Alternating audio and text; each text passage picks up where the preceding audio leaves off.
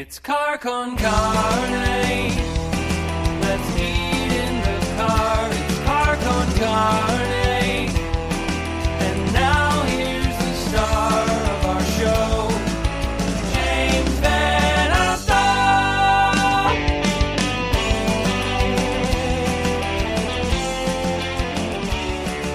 Here we are again. It's Car con carne, still in quarantine. Car con carne, sponsored by C&H Financial Services.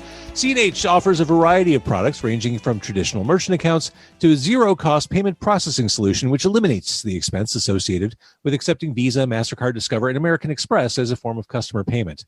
C&H Financial Services eTab solutions, easy for you to set up for your business for online ordering and curbside pickup. C&H also offers cost-effective commercial lending programs which can help get your business the money it needs to make it through these unprecedented times. To learn more, contact C&H Financial Services at 855-600-2437 or go to chfs.us. So 2 days from now, 48 hours from right now, out in Bridgeview at the Chicago Drive-In out there, Pegboy celebrating their 30th anniversary. It's a drive-in show at Seatgeek Stadium. Pegboy, Local H, Jake Burns of Stiff Little Fingers, and the Bollweevils. It is a night of punk rock. We are celebrating Pegboy, and we're doing it safe and socially distant in our cars, next to our cars. That is Saturday night. I will see you there. So here we go. There's a new bourbon in town. It is a Fistful of Bourbon. My guest tonight couldn't even wait. He already cracked open the bottle of Fistful of Bourbon. He is Anthony Bohlinger. He is the U.S. ambassador. A Fistful of Bourbon. Nice to see you. Thank you for having me. So this bourbon, Fistful of Bourbon, launched last month. This is made by a Scottish distiller, and this is such a ragingly American-leaning product in attitude and just the collateral, the marketing. It couldn't feel less Scottish if it tried. Yeah, I mean, obviously it's not produced in Scotland, as most people would understand. You know, it's a bourbon, so it's made in the States here. But it's blended, and it's the brainchild of officially the youngest malt master apprentice, and that's Kelsey McKickney. And she's an absolute rock star. So they took a Scottish approach to making whiskey and blending it, which obviously came out very good. So one of the things that hooked me in to Fistful of Bourbon is just the attitude, the sense of humor, the lightheartedness, and some very funny stuff. Can I play the Fistful of Bourbon, I guess, movie trailer? I would love for you to play that. Okay. Because this got some genuine LOLs out of me. Here we go. Let's make sure you can see this. Are you seeing that okay?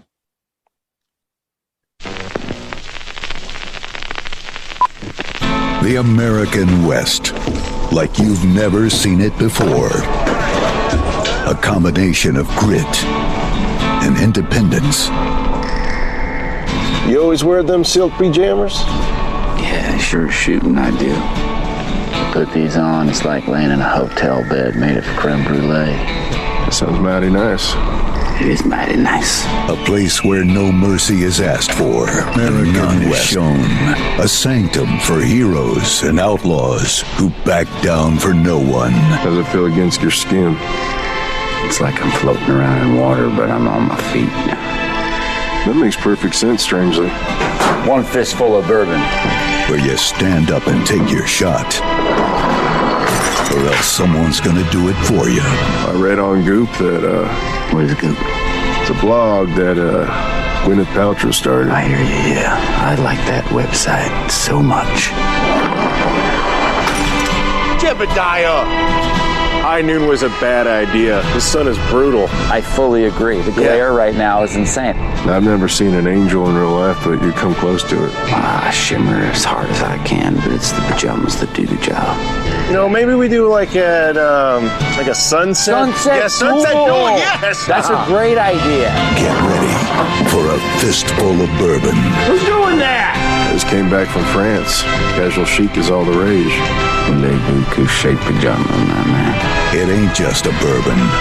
It's a damn fistful. I mean, really.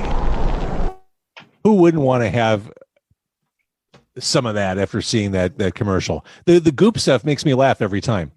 Yeah, I mean, I saw that. They made that a little about last year, I think, in maybe October, November, and I was starting with the brand, and I saw the kind of the sneak preview in our office in New York, and I was just like, oh my God, that is absolutely amazing. I don't care if you don't care anything about spirits or the liquor industry. If you see that, it's like, what's going on with these guys? I need to learn what's happening here. Goop. All right. So this is truly a brand new offering, a brand new spirit on the shelves. You just launched it last month? Yeah, September 14th, we did a national relaunch in a way just because of the pandemic kind of set us back. And, we're pretty much in every single market right now. Obviously, a little bit influx of, taking their time. But you should be able to find it everywhere. I have a boot. I have a shot glass. I have a boot. All right, so tell me about this. This is a handful of bourbons in one bottle, or like 5 bourbons? Yeah, so I guess the talking about this, you kind of talk about the story of our family, William Grant and Son. So, we've been distilling, trading barrels, doing everything of Scotch whiskey for over 130 years. Some claim to frame some of the names. We have David Stewart, the man behind Balvenie, Brian Kinsman, the man behind Glenfiddich, and they have their apprentice, Kelsey McKickney, 27 years old, out of Scotland. She's an absolute rock star, and they kind of gave her the reins on this product.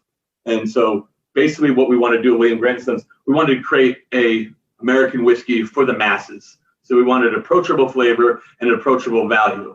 And that's kind of where we all started with this. That was their main idea. And then they started creating the product.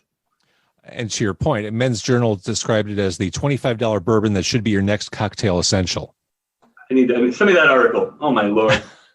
So, but to your point, it's a great mass appeal bourbon. So what am I tasting here as I sip this? So that's the fun part. So we have 5 different barrels. So when you break down whiskey barrels, there's different mash bills. One might be corn heavy, rye heavy, wheated, different barrel chars, different age statements, different maturation ages. So you're going to get a lot of influx and depth and character and heavy dimension from generally straight bourbon. So generally 2 years and a little bit over. So very young, but very mature whiskey. I think I just got some vanilla. You're going to get vanilla, you're going to get cinnamon, all the top line notes. Mm-hmm. A fun little note I get in the back end is a little bit of anise, almost licorice. It adds a cool little kind of slightly tinging, numbing sensation. I love it. I love drinking whiskey. You're always tasting different things. And a lot of whiskey's blended that maybe people don't know that. But when we break down the 5 different barrels, it's pretty cool what they each give to the final result. And that's a trade secret, which 5 barrels you're pulling. I don't even know. At the end of the day, it's the art of the blend, right? And, there's a few issues, obviously. We have access to whiskey that maybe other people can't get because of our relationships with these houses for the past century. So they're not letting us say, hey, well, we're getting it. But I could tell most people outside everybody who's listening, Kelsey and her team, it's a really cool process. So they started with new make spirit. So they picked the mash bill, what they wanted, their main spirit. They picked the barrel char, and they tasted it throughout its maturation. They didn't know they were going for 5 barrels. They just knew kind of the flavor profiles, the hits they wanted, which is going to be more of an approachable American whiskey, or bourbon to say so.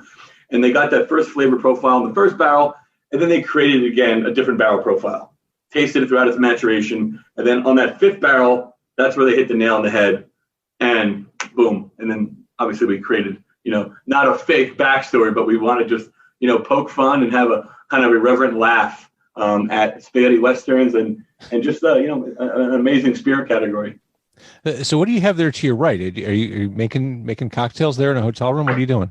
I make highballs for a living. It's one of my favorite lovely cocktails. It's super simple. And it's something that I kind of really started working on again, doing a lot of these virtual tastings. And I saw what people have in their house. Most people have soda water, maybe a little bit of fruit.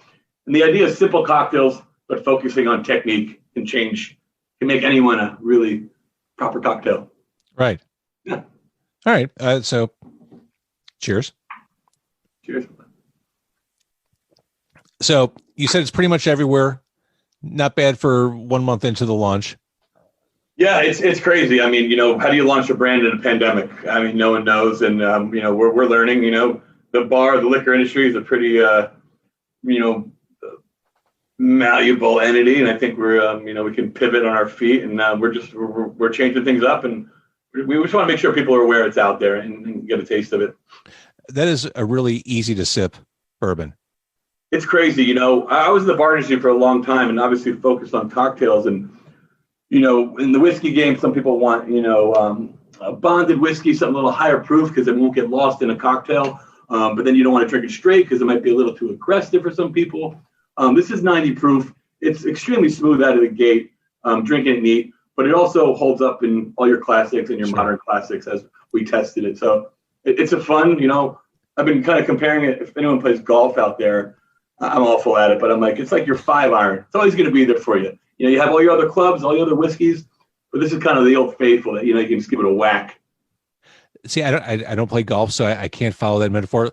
What if we say they're like the Foo Fighters? They're always there. Everyone likes the Foo Fighters.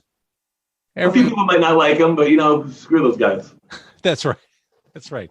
It's the Foo Fighters of bourbon. Not a bad position to own. If you break the Foo Fighters down, they all came from different bands too, right? Maybe 5 different bands. Look at that. Oh, my Look Lord. at that. We're going to carry this metaphor through. That's right. Right. All right. So you're an ambassador. You are like Prometheus bringing fire to people. You are bringing bourbon to the people. How's the response been? Like, is it fun? Are you still able to do like in-person tastings? Not necessarily. I mean, obviously we wanted to make sure everyone was safe. So, you know, for the past 4 months, you know, the world changed and, you know, the bar industry, and we will still want to somehow reach people. So obviously changing to virtual platform, which is fun. Listen, man, you know, still got a job. Super thankful. You know, right. Thank you, William Grant family. But man, I don't know. I'm a guy that needs to be out in the street. I need to be in front of people. I need to spread my wings. But we're getting great response for the bar folk, and even the retail. People love the flavor profile. They love the kind of irreverent brand lens that we have out there. But obviously the price point that's where it's like, I'll give it a try. The price point, and yeah, that attitude, the irreverence, it makes it memorable. It makes you want to try it. Give it a go. See what happens. Right on. All right. So it is Fistful of Bourbon. I've got the poster behind me. It's a stunning poster. Oh, hell yeah. Is that a metal tin tacker? No, it's just a paper poster. Oh man, they gave you the paper one. Oh, did that come in the box? It did. It did. Came in the box. It was a fantastic care package. All care packages are fantastic, by the way, during the pandemic. 100%. Whatever. Yeah, 100%. All right. So Fistful of Bourbon, 90 proof, smooth, sweet, easy drinking stuff. We can find it everywhere. And keep doing what you do. Nail on the head, man. Nail on the head. Thank you for doing this. Yeah, 100%. Thank you for having me, man. You know, I love part of this, I guess, the joy of the downside of not traveling is, you know, meeting new people, but we're still, you know, technology, we still get to connect. And I've been meeting a lot of cool virtual friends lately. Well, I hope that someday we meet in 3D. Oh, 100%.